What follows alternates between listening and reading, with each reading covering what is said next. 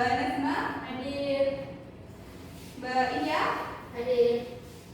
Mbak Maya? Hadir. Mbak Jualita? Hadir. Mbak Putri? Tidak ada. Kenapa? Isi dulu. Isi kenapa? Kurang tahu. Semua disilakan. Oke. Pada pertemuan kemarin kita sudah membahas teks negosiasi. Ada yang masih ingat apa itu teks negosiasi? Tawar-menawar. Ya. Teks negosiasi merupakan tawar-menawar. Pada pertemuan kali ini kita akan membahas teks eksposisi. Ada yang tahu apa itu teks eksposisi? Tahu. Tahu? Apa itu Mbak Nazma? Teks yang berdasarkan fakta. Ya betul. Teks eksposisi merupakan teks yang berdasarkan fakta. Teks eksposisi merupakan sebuah bentuk teks atau tulisan yang memuat tentang informasi maupun pengetahuan. Secara umum, teks eksposisi sendiri memiliki tujuan untuk memberikan penjelasan ataupun uraian mengenai suatu ide, pokok pemikiran, pendapat, informasi, maupun pengetahuan kepada pembaca tanpa bermaksud memengaruhi. Setiap teks memiliki struktur agar teks tersebut disusun lebih jelas dan benar. Yang pertama yaitu pernyataan pendapat ataupun tesis. Tesis merupakan bagian teks yang berisikan pernyataan pendapat ataupun tesis yang sang penulis. Pernyataan pendapat merupakan suatu pernyataan yang berisikan gagasan, ide, opini, ataupun pemikiran, argumentasi yang dikemukakan seorang terhadap suatu peristiwa, kebenaran, ataupun keadaan tanpa dipengaruhi oleh orang lain. Argumentasi merupakan unsur penjelas untuk mendukung tesis yang disampaikan, berisikan alasan yang dapat memperkuat argumen penulis dalam memperkuat ataupun menolak suatu gagasan. Argumentasi dapat berupa alasan yang logis, data hasil temuan, fakta-fakta, bahkan pernyataan para ahli. Argumentasi terdapat ciri-ciri. Ciri-ciri yang pertama yaitu berisikan ide-ide, pandangan, gagasan, ataupun pendapat seseorang mengenai suatu masalah. Yang kedua, berisikan data-data yang valid, yang resmi, secara faktual, objektif, ataupun hasil riset seseorang guna memperkuat argumen yang diutarakan sehingga pembaca merasa yakin dengan argumentasi tersebut. Ketiga, merumuskan sebuah permasalahan dengan cara kritis, analisis, logis, dan analog. Dan yang keempat, ditutup dengan pembelajaran secara universal atau sebuah kesimpulan menyeluruh mengenai suatu permasalahan dan solusi untuk menyelesaikan permasalahan tersebut. Ketiga yaitu penegasan ulang.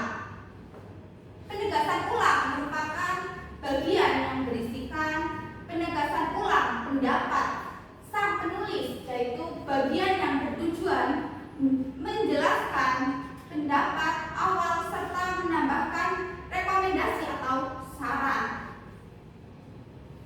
Sebelum melanjutkan pada poin selanjutnya, Ibu ada ice breaking terlebih dahulu. Silakan anak-anak boleh berdiri terlebih dahulu.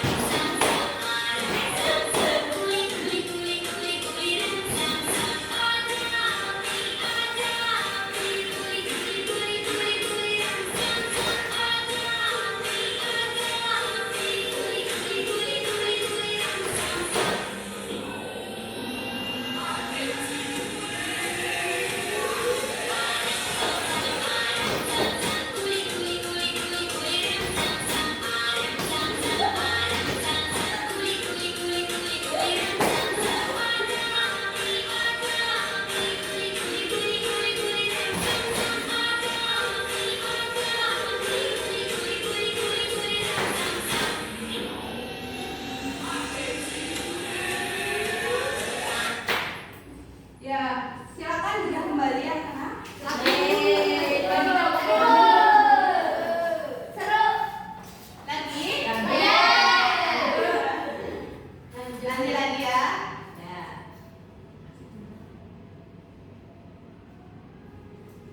Ya, Ibu lanjutkan ya.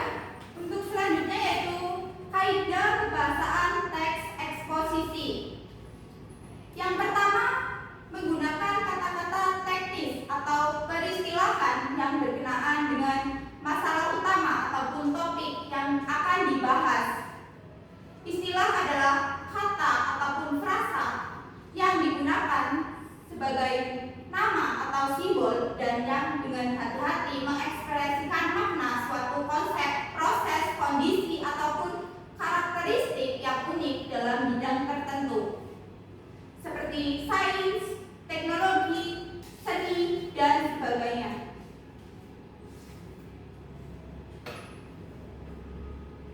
Kedua, menggunakan kata-kata yang menunjukkan hubungan penyebab untuk menyatakan sesuatu yang argumentatif atau berhubungan dengan kausalitas. Misalnya, jika, maka, sebab, disebabkan, karena, dengan demikian, akibatnya, ataupun oleh karena itu. Contohnya pada kalimat politik anti-dumping di Indonesia sangat lemah. Akibatnya kinerja impor. Kata akibatnya merupakan kata yang menunjukkan hubungan penyebab untuk menyatakan sesuatu yang argumentatif. Ketiga, menggunakan kata-kata yang menyatakan hubungan temporal. Sebelum itu, kemudian, pada akhirnya, ataupun sebaliknya.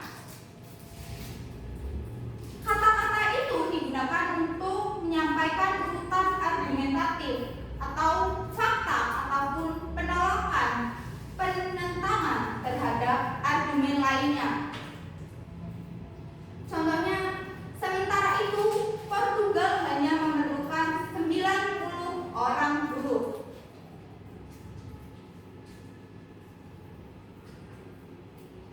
Keempat, menggunakan kata-kata kerja mental, yakni kata kerja yang menyatakan kegiatan abstrak sebagai bentuk aktivitas pikiran.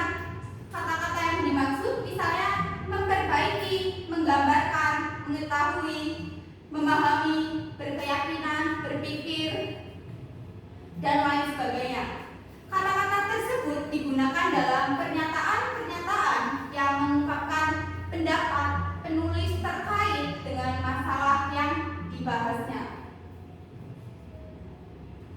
Kelima, menggunakan kata-kata perunjukan seperti menurut, berdasarkan, merujuk. Contohnya, menurut beberapa penelitian, kesantunan juga melekat dengan kepribadian suatu bangsa ataupun kelompok masyarakat. Kata menurut merupakan kata perunjukan. Dan yang keenam, menggunakan kata-kata persuasif seperti hendaklah, sebaiknya, diharapkan, perlu, harus, dan seharusnya. Contohnya, para siswa justru harus menunjukkan kelas tersendiri dalam hal berbahasa. Kata harus yaitu kata persuasif.